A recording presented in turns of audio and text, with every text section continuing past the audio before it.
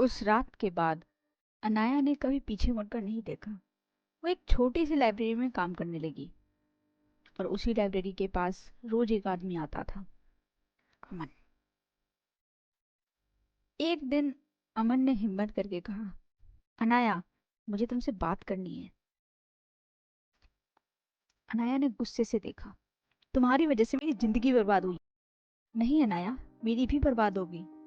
अमन ने एक फाइल निकाली और उसमें से कुछ पेपर्स लिए।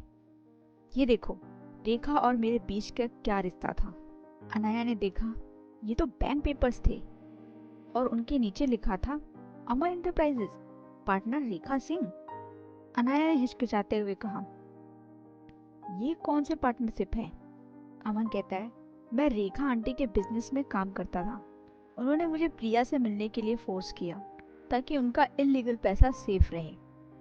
अमन ने सब सच बता दिया, कैसे रेखा ने अपनी बेटी प्रिया के नाम से सारा ब्लैक मनी छुपाया और जब अनाया सच के करीब गई तो उस पर झूठ का इल्जाम लगवा दिया।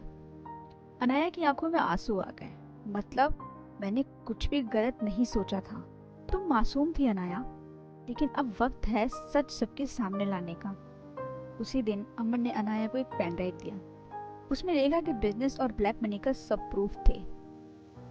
मैं पापा के पास जाऊंगी और सब सच बताऊंगी। अगली सुबह अनाया घर पहुंची। पापा व्हील चेयर पर बैठे थे। कमरे में अकेले अंधेरा था। अनाया ने उनके सामने पेन ड्राइव रखी। पापा, ये सच है, रेखा ने आपको धोखा दिया है। राजेश ने पेन ड्राइव देखी, आंखों से आंसू गिरने लगे। मुझे पता था मेरी बेटी झूठ नहीं बोल सकती, लेकिन उसी वक्त डोर से आई एक आवाज, बहुत बड़ी गलती कर दी तुमने अनाया। अनाया ने देखा, रेखा हाथ में गन लिए खड़ी थी। अब सच कहने की सजा मिलेगी तुम्हें।